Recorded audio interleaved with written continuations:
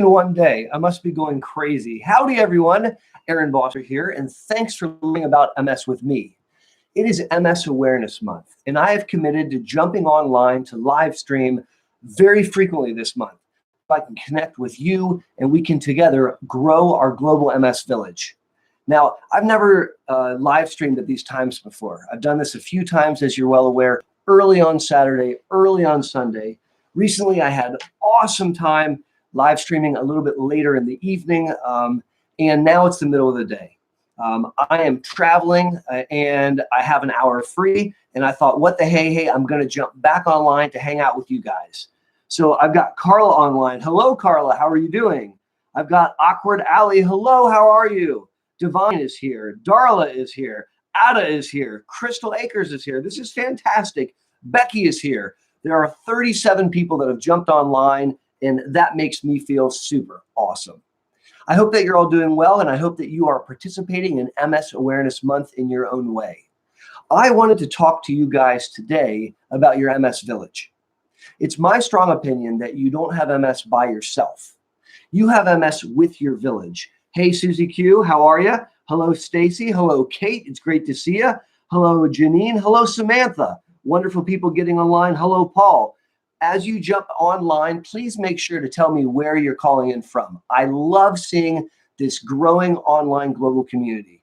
And I do think that we'll probably take some questions, but I wanted to talk a little bit about your MS village. You don't have MS by yourself. You have MS with your village. Oftentimes, that village includes a parent or two. It may include a spouse or a significant other. It may include some children. It may include a best friend. It's my opinion that you need to grow that village as big as possible. I want you to include your MS provider as a village member, your MS clinic nurse as a village member. And I want you to think actively about how you can grow your village. So the people online, if you agree with me that having a large MS village is key to success in beating this disease, give it a thumbs up. You click that button at the bottom, give it a thumbs up, and let me know that you agree with me that growing your village is the thing to do. There are some people I take care of who don't share their diagnosis. They may only tell their wife. Some people don't tell anyone. Sometimes people choose not to share at work. Sometimes people literally keep it just inside. And that is their prerogative. They're adults, they're allowed to do that. But I'll share with you that it doesn't tend to work well. There's a tremendous amount of unknown in MS. And there are times when you may need some support. And I want you to have that support. It makes me sad when I hear that someone has MS and they haven't told anyone they know. They haven't told their family. They haven't told their loved ones. And that makes things really, really challenging. I want you to give that some thought. And it's my hope as we explore MS Awareness Month together, you'll contemplate growing your village. I've got a lot of people typing in right now. There's 55 people that have jumped online with me. I'm loving this. And let's take a look at some questions. The Cheddar writes in, good afternoon, doctor. I think it's a good topic and one of the first things we deal with after the diagnosis. The Cheddar, I agree with you. Trying to figure out who you're going to tell, how you're going to tell them, what you need from them and what you don't need from them is something that you have to think about. I had a patient ask me a fantastic question sometime last year. She said, Dr. B, when do I tell a guy that I'm dating? It's a good question. And we talked about it a little bit. I don't think that you necessarily have a right answer. It's not like one size fits all. And for some people, they tell someone the first time they meet them, hi, I have MS. Other people feel like until you are a member of the innermost circle, you don't need to tell them. And that's also okay. We settled in this specific instance that long before she would have them meet her family, she would let him know. And that was what felt right to her. It doesn't mean that's what feels right to you. I would love to hear your guys' opinions and how you may have grappled with this, because I suspect that it's different for every person.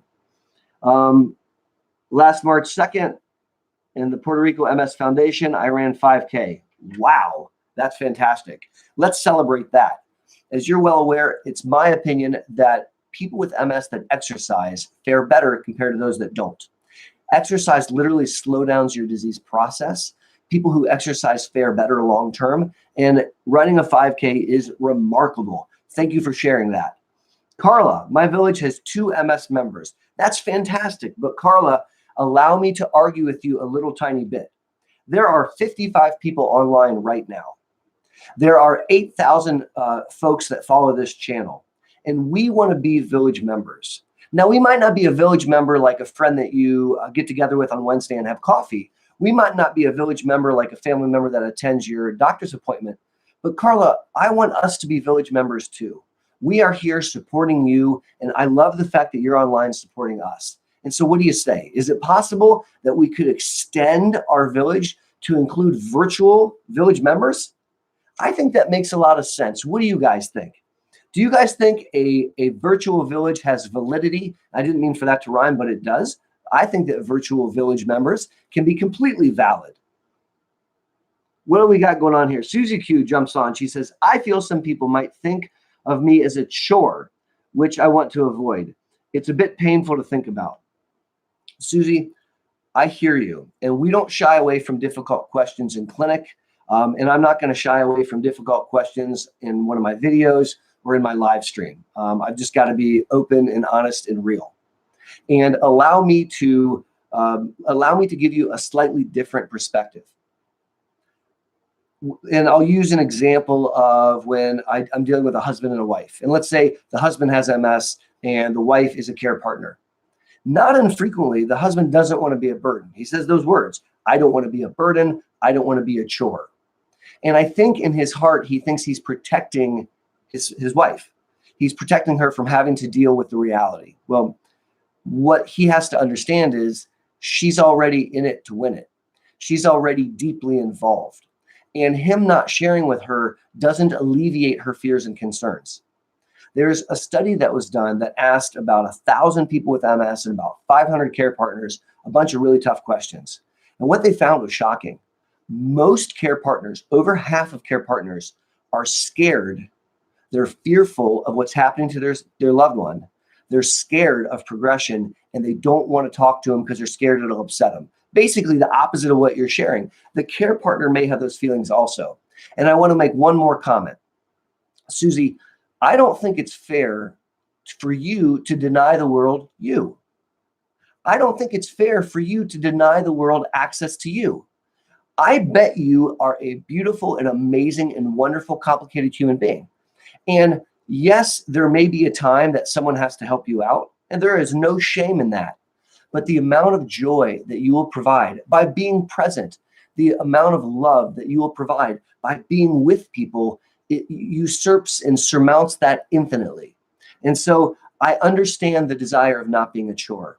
But if the roles were reversed, you would tell someone else, you're not a chore. I love you. I think you're fantastic. You're not a chore. It is a pleasure. It's an honor to be able to help you.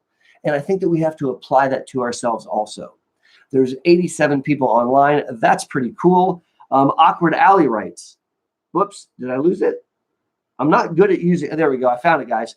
Awkward Alley writes, I told my boyfriend on our first date, but I chose to do so because I was looking for a long-term relationship, and being honest from day one seemed most important to me for the outcome I wanted. Awkward Alley, that makes a tremendous amount of sense. I think it takes a lot of bravery to share a chronic diagnosis so early in a relationship, and I think it's awesome that you did that. I would love to hear how things went and how he received that information.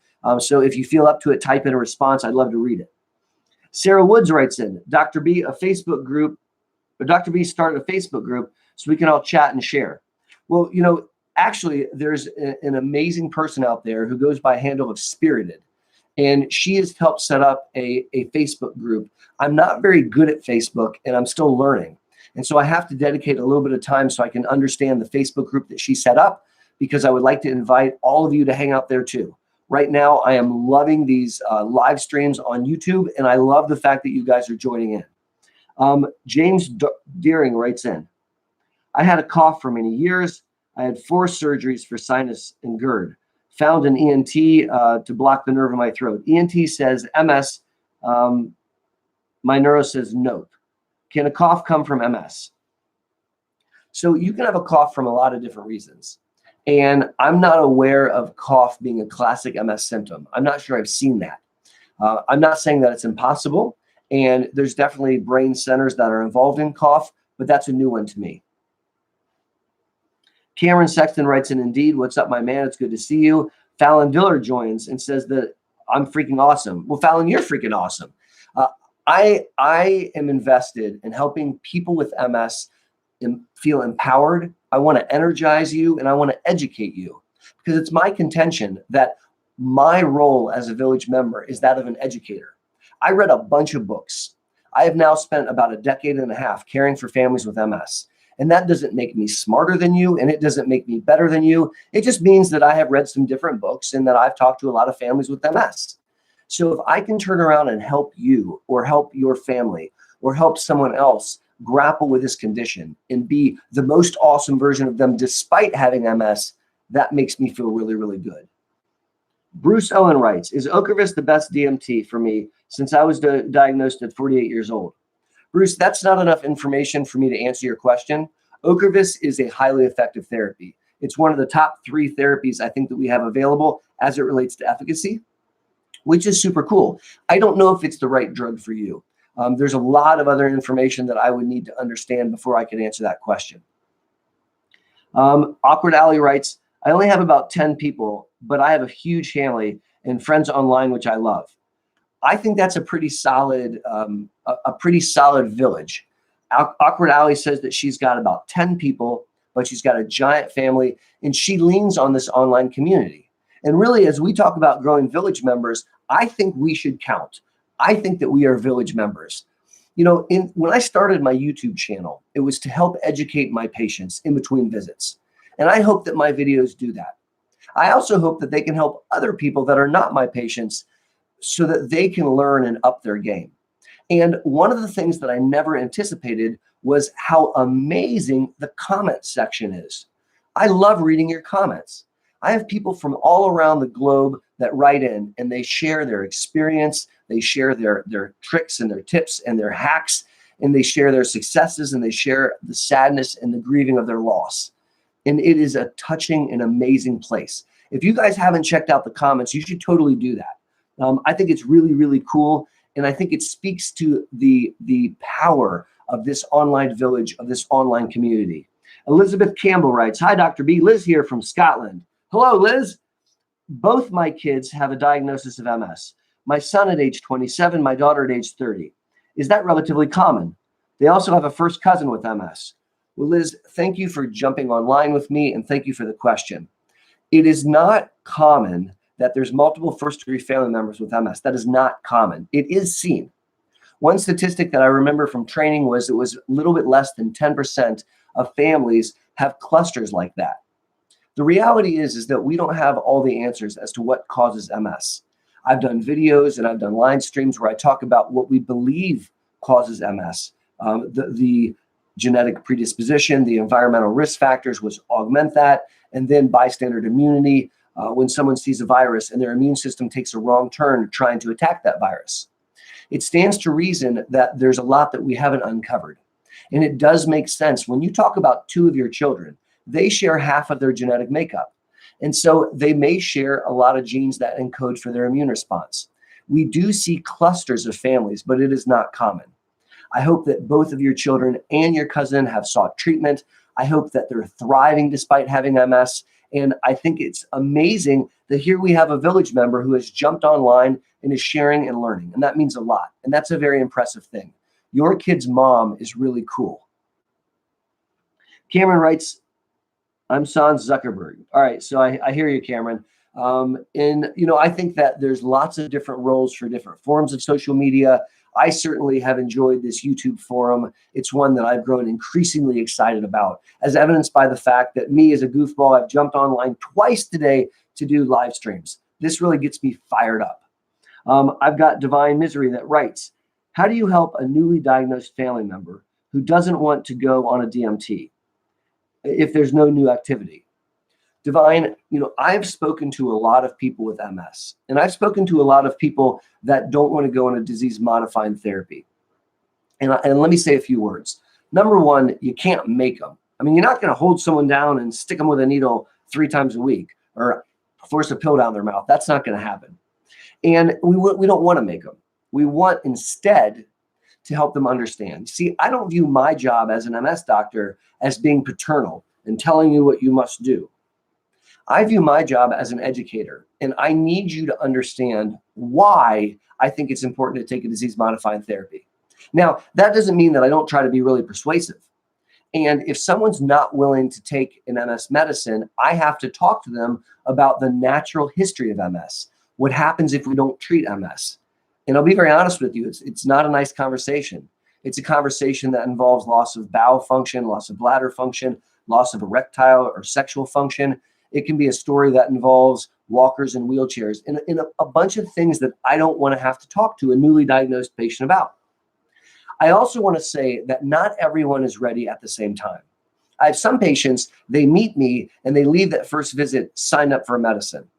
I have other patients where it literally takes them 3 to 4 to 5 visits of talking and discussing and educating and listening and understanding before they're ready. And so I think, to answer your question, you want to be a resource. You want to tell them that you love them. You want to tell them that you support them, and you want to share your opinion. Maybe it's your opinion that that's the dumbest thing they've ever decided to do, not going on a therapy. Maybe it's your opinion that your disease was better when you started to take a therapy. Maybe it's your opinion that you don't take a therapy so it helps you at age 20. You take a therapy so that when you're 50, you're still walking around. And I think it's probably fair to share your opinion. I also think that you can point them towards resources, because you don't have to be the bad guy. You could refer them to my YouTube channel, where I have a bunch of videos where I talk about the importance of early application of highly effective disease-modifying therapies. You could have them go to an MS support group where there's a bunch of other young people that have opted to take a therapy. There's a lot of ways to game it out. But at the end of the day, you want to show them love. You want to show them that you care. You want to show them that you're going to support them no matter what they do. And I think it's fair to share your opinion. I published a video on this channel recently where I talked about why I felt passionately why people needed to go on therapy. And some of you may have seen that video. And I had some comments that quite literally made me cry. 2 people wrote in and they said, listen to him being me. They said, listen to him. I didn't take a highly effective therapy, and I have paid the price they share. And they shared their disability. They shared the brain damage that they've accrued and how that's impacted the quality of their life and their ability to work and their ability to live the way they want to. And those are powerful, powerful words coming from someone that's been down that road. They can't walk backwards. They can't undo the brain damage that's been done. You know, one of the things that drives me to want people with MS to go on a therapy is the fact that my family member never had a chance. He was fixed in a wheelchair years before the very first therapy ever came out. And back then, those therapies weren't highly effective, and they didn't have a big impact in later states of the disease. When I meet a young person, newly diagnosed, they have a chance that my family member never had. And I want them to seize that chance. I want them to take advantage of what we have to offer so they can be better off than my uncle was. That's a very personal thing, but it drives me to really, really want you to play ball. Next question, if I can find it. One day I'm going to have someone help me do this so they can monitor the questions and I don't get lost and keep having to look down. Sorry, guys. Let's see. Fortnite. I'm not going to read that. All right. So Dina Kutcher writes, thank you for forming this group. As a medical clinician, as well as an MS warrior, I am very thankful for your educational support. Well, Dina, that means a lot to me. You're welcome. And thank you for being a member of this online village. We have a lot that we can do together. And I try to bring you cutting edge research. I try to bring you my own tricks and tips and my own learnings from the years that I've worked with people in MS. I try to share with you what I've learned through my participation in clinical trials and the research that I've done. Every single member of this village brings something unique and special to the table. And it may just be putting in a comment and saying, hey, to someone else, I support you, or I'm thinking about you, or I'm sending you good vibes. It may be sharing a trick or a tip of how you figured out how to travel despite having your disease. Whatever it is, your presence is felt and your presence is valid. And we appreciate you. So thank you very much. And thank you for your participation. What else do we have going on here? I've got Mom Jules who wrote in. My mom and her sister both had MS, and I have a third generation have it. Do you think that it's passed on along the family? So very similar to the question that I was asked earlier, it's not common that it runs in families. It's not. It's about maybe 10% of the time or less we see clusters of MS. Now, what is common is other autoimmunity in the family. So if you have MS, probably someone in your family has another autoimmune disease. It doesn't have to be mom, dad, brother, sisters, kids. It could be uncle, auntie, it could be cousins. And it doesn't have to be MS. It normally isn't. It might be thyroid. It might be myasthenia gravis. It might be type 1 diabetes. And this, I think, has a lot to do with sharing similar genes within families and sharing similar environmental risk factors. All right, Rebecca from England here. Hello, Rebecca from England. Thanks for all of your wonderful, inspiring education. Oh, you're absolutely welcome. So JJ Jamie writes, sitting here in traffic on I-70 listening. Appreciate your wisdom. I am delighted to hear that you can listen in. That's kind of cool. I never thought about like tuning in like a radio station. And Chuck O is online. Now, Chuck, you see next to your name, there's a little wrench. That's because I have a tremendous respect for you. And I wanted to invite you to be a moderator. And so I hope that you're willing to take that challenge. The goal here in moderation is just to keep things clean. You know, we don't want to be offensive, and we don't want to use curse words most of the time, and we don't want to be derogatory or degrading. And so, Chuck, I depend upon you if you are willing to help keep things clean. So thank you for that, buddy. I've got Matt D with a question. Do MRIs show all lesions in the brain and spinal cord? How important is slice thickness when you're getting when you're looking for a lesion? Is there a better MRI than another? 1.5 versus 3. That is a great series of questions. Now, Matt, I have a video on MRI basics, and I go over a lot of this in that video. And so if you want some follow-up, I am going to answer your question right now. Check out that video, and you can hear what I'm about to say again. So MRIs are like really, really big cameras. I mean, that's not how they work, but think of it as like a camera. It's taking a picture of sorts. And different cameras are better than others, and different MRI are better than others. So let's start to pick apart this question.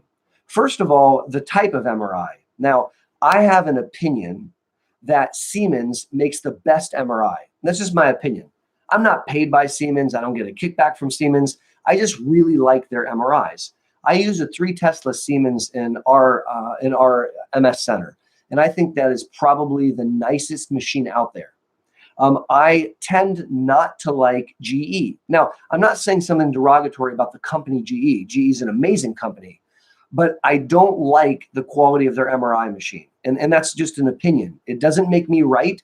And I don't mean to bash one company and talk good about another. I'm simply sharing as a clinician who orders a lot of MRIs, Siemens is the bomb, and I really like them. That doesn't mean that you have to get everything done on a Siemens. That's just my preference. The second thing you talk about is slice thickness. So when you obtain an MRI, you're taking a 2-dimensional picture. And so think of like a picture here, sliced through the head, and then a picture a little lower, then a picture a little lower, then a picture a little lower. And there's a thickness to that slice.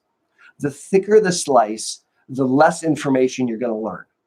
And so sometimes in the community, we'll see an MRI where it's a 5-millimeter slice. That means that each picture is 5 millimeters of brain. And that's not good. It's not good because small lesions can be sort of lost in the averaging. But there's another element. You have to think about the gap. Because sometimes the way that community scanners are set up, there's 5 millimeters of tissue, and then they skip a millimeter, or sometimes they skip 2 millimeters. So there's a gap where they're not looking at the brain. And then there's another 5 millimeters. So you may have one slice that represents 5 millimeters of brain and then a millimeter of skipping. And so you can imagine that you would miss a tremendous amount of information. The consortium of MS centers, of which we're a member, recommends at least 3 millimeter cuts, not thicker, and no gap. So that's 3 millimeters, 3 millimeters, 3 millimeters. And that would be, in my opinion, a bare minimum acceptability for an MS scan. No gaps and no 5 millimeter thick slices, at least 3 millimeter. Now, at our center, we do a 1 millimeter voxel through the whole brain. So we complete the brain from top to bottom in about 130 slices. A community scanner will do brain top to bottom in 22 slices. So we have a much more detailed, thin slice, and it's impossible to hide lesions from us. The next part of the question had to deal with the strength of the scanner. So Tesla is the unit of measurement of how strong the MRI is. And the higher the number, the higher the Tesla. And the question is 1.5 versus 3. The answer is a 3 Tesla MRI sees more things than a 1.5 Tesla. And this has been studied, there's good research that proves this, that you can see lesions on a 3T that you miss on a 1.5. Now, that doesn't mean that a 1.5 is bad. It's not bad. I think it's the bare minimum of what's acceptable. I would not have a scan done on a 1.0 Tesla. I would never, ever have a scan done on a 0.7 or a 0.8 Tesla because the image resolution is really, really bad. A 1.5 is the bare minimum of what I think is acceptable. And I think a 3 Tesla is even better. So in summary, yes, it matters. The type of machine matters. The slice thickness and the gap matter. And the strength matters. There's actually other elements like the actual protocol that the radiologist writes about how you scan and when you scan. But that's a little bit more granular detail than I can get into on a live stream. That was an awesome question, Matt D. Thank you for asking it. Now, there's 105 people online, and there's 48 thumbs up. And if you are liking what we're doing, please click a thumbs up at the bottom. Underneath the screen, there's a thumbs up button, and hit that button for me and tell me that you like what we're doing here. Cameron Sexton writes in, when I was told that I was going to be put on a disease-modifying therapy, I found an odd benefit to receive dimethyl fumarate as a perk to having MS.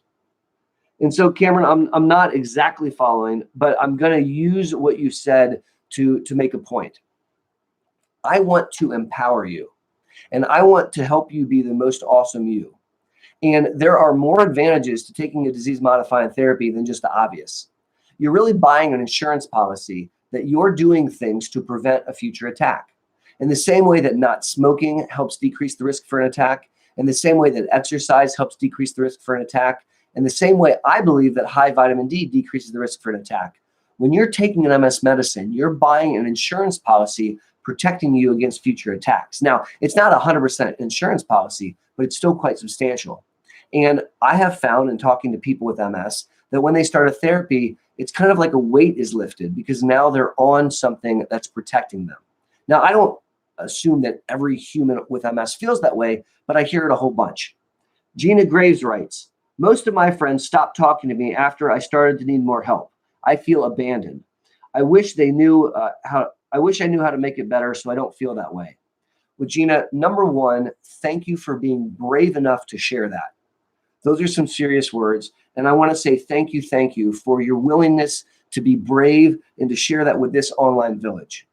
The second thing is, I'm sad for you that your friends pulled away, but that doesn't mean that you have to feel abandoned, and it doesn't mean that you have to feel alone. And let me throw out a couple different ideas.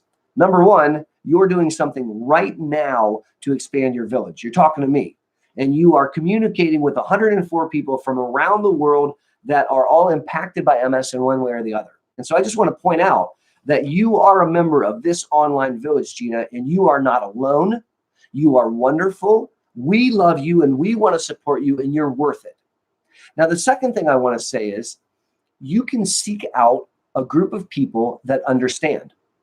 The National MS Society has support groups throughout the United States and around the world. MS Centers of Excellence, like ours, maintain support groups. We at our center have support groups for young people because young people don't like to be called millennials, so we call them young people. They're 20 and 30 somethings. We have support groups for patients and partners. We have family support groups, and we have general support groups. And my point here is I want you to seek out a support group, even if you only go one time. Here's why. When you tell your friends that you're too tired and can't make it, they may not understand what you mean. They may think wrong things like you're lazy or you don't like them, which is not true. You're so tired, you're having trouble expressing how tired you are. And the thought of using up all your energy spoons to get to the restaurant and get home is overwhelming, but they don't understand that. When you're in a support group of people impacted by MS and you say you're too tired, every single person in that room nods and every single person understands. And I want you to experience that. I really, really do. Now, how do you find a support group? Well, you can go online. You can look at the National MS Society or the MS Association of America or the MS Foundation, and you can call them and say, hey, help me find a support group in my area. Or you can talk to your MS provider, and you can ask your MS provider about support groups that they know about. But I encourage you to seek out a support group, because you will find a group of people that also felt abandoned and alone. And they discover that if they band together and they extend their village to include support group members, they fare better. And you will too. All right. I love this username. Who knew? Dr. B, this sounds unrealistic. I am too depressed to reach out. It hurts when they don't understand. No family here, certainly no care partner. All right. Well, I hear you. Well, I mean, actually, I read you, but I hear what you're saying to me. But you realize that you just reached out. You realize that you were able to reach out. You just did it right now. You just reached out to me and we just communicated. And so I want to point out to you that you have it within you. Now, what you probably mean is it's hard for you to reach out like on the phone or go somewhere. But maybe that's not where you start. Maybe you start here. Maybe you start in this virtual environment, in this global virtual village. Maybe that's where you first reach out. And maybe you make some friends here. And maybe through talking to them, you can slowly start to turn things around. I want to challenge you to do something. I want to challenge you once next week to leave your home, not for doctor's appointments and not for your work and not to get the groceries. I challenge you to go outside and be around some people. Now, you don't need to talk to them. You can go to a cafe and sit there and have a cup of coffee. You can go to the local library and sit at the local library and read a book. You can go to a bookstore and just cruise around a bookstore for a little bit. If you're church going, you can go to a church. It doesn't even need to be your church. But I challenge you to leave your house and allow yourself to be out of your home. Allow yourself to just see other people. It can be magical. And I want to, again, remind you that you did reach out. You reached out to me. And the fact that you were comfortable enough to do that means the world to me. So thank you for that. And I hope you accept my challenge. There are 116 people online. I think that's really cool. And there's 74 thumbs up. So let's keep the thumbs up coming. And where's the next question? Damian Robin wrote a question. I'm not so much scared, but there's so much obstacles just to get him help. My husband, I know the head of the household to keep us going and safe and not lose our home and make sure that my husband. So she is a loved one sharing the angst, dealing with her spouse. And let me just make a comment. If you are able, if you're capable, I want you to have an honest conversation with your spouse. For many people, the spouse is the key village member. And so if you're lucky enough to have a spouse, I want you to look at them and I want you to tell them your fears. I do. This is a super scary thing to do. It takes a lot of bravery, but I promise you they want to hear it. I promise you they're scared too, and they may not be expressing it. And they may be nervous and not sure what to say. And so I want you to do that. I'm begging you to do that. Please do that for me and reach out to your key village member, take their hand, say, listen, I've got something bottled up inside. It's not easy to say. I'm scared to death about blank. Just get it out there. Talk about it. Allow your village member to support you the same way that you would support that village member. Allow your spouse to hear your vulnerability. Allow them to share theirs. You might find that it is a turning point in your life. Why do I say that? Because I've seen it. I've seen it happen, and it's really, really freaking cool. Dana writes, hi there. I go by D, and I'm here in Halifax. Well, hello, D from Halifax. I fell into this anger. How do I get out? You know, you don't get out of a funk or out of an anger easily. And the theme of today's live stream is village. And so one of the ways that you can do that is you can force yourself to be around village members and you can fake it. I'm being serious. You can just fake normality for a little bit. You can have a stiff upper lip, and you can go out in public and be with some people. You may think I'm crazy on the other side of the pond suggesting that to you, but again, I'm not making it up. It's something that I've seen work with many, many people. And another really, really cool tip is to work with a trained listener. What do I mean by that? There are people whose profession is to be a trained listener. I'm talking about a priest, a rabbi, a social worker, a psychologist, a psychiatrist. These are people that have unique skill subsets because they're trained to be able to listen to you, and they're objective. They don't have any stake in your life. So when you say, I am so angry, they don't get scared and they don't get angry. They say, tell me why you're angry. And that objectivity is powerful.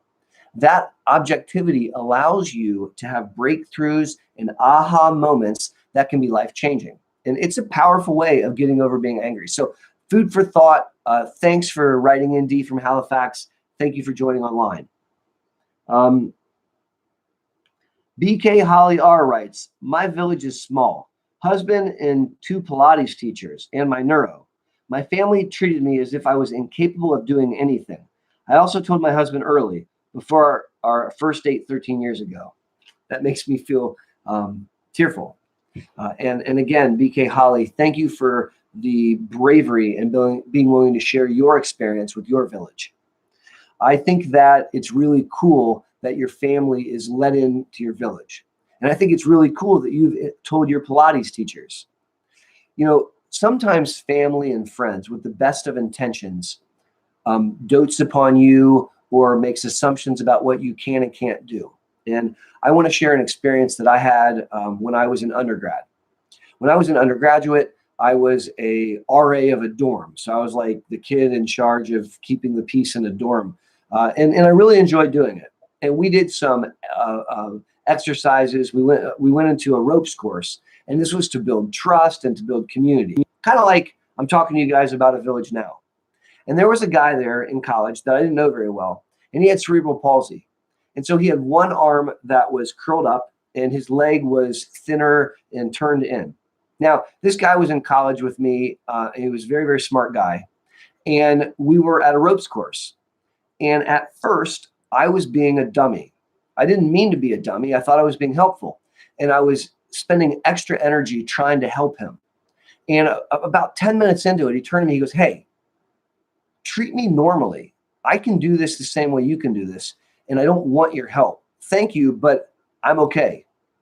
And I felt really embarrassed. I felt ashamed. And it kind of hit me that I didn't need to dote on him. I learned a lot that day. That was a long time ago, and I still remember it very, very clearly. It still makes me feel embarrassed, but it was a heck of a lesson. And I think it's influenced my behavior ever since. I understand when you say that your family thought you were incapable, but I want you to take pleasure in showing them that they're wrong. I want you to take pleasure in achieving and thriving and being successful in your home and in your life. And they'll be like, wow, she was doing great. And she is doing great. And that's a good feeling. And it's a way to educate a village member. There's 116 people online. We've got 85 thumbs up. Let's keep the love coming. And let's look at the next question.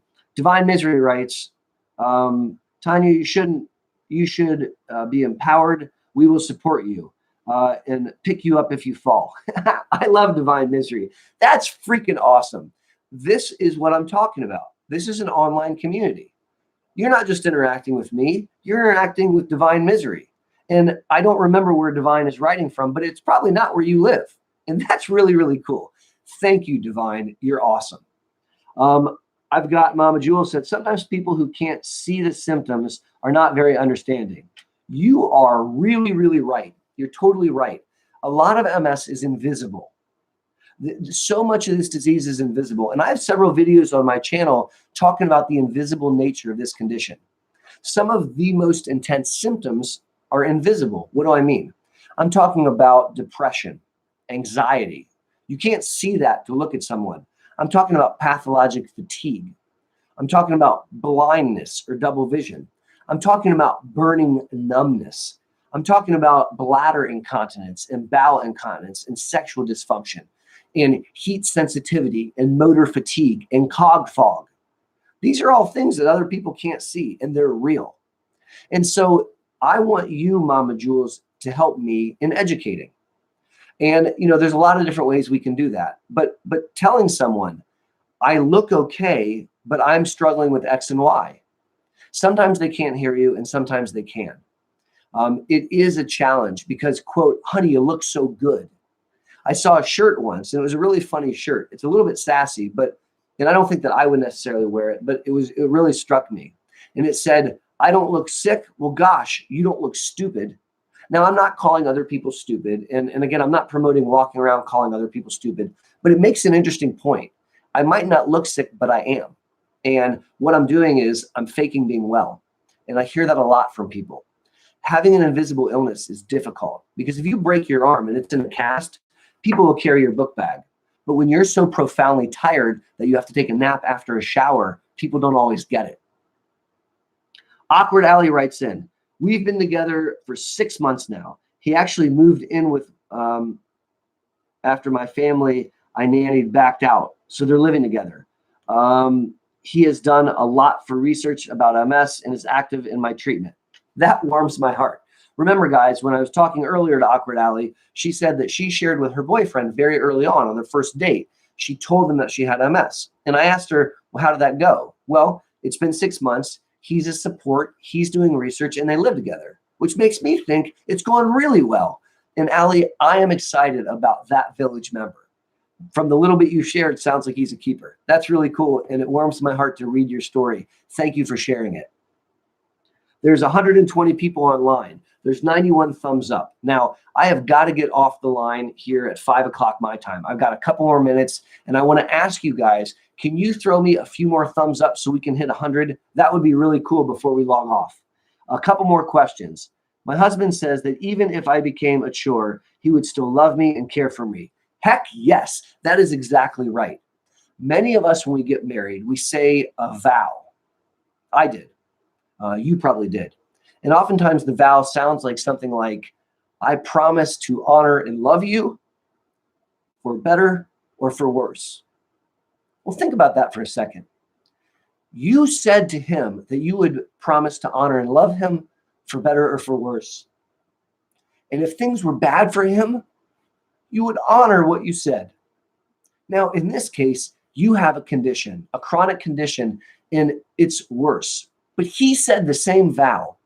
He vowed to help, to honor, to love for better or worse. So here's my point. Sarah, you have to let him fulfill his vow in the same way that you would do it for him.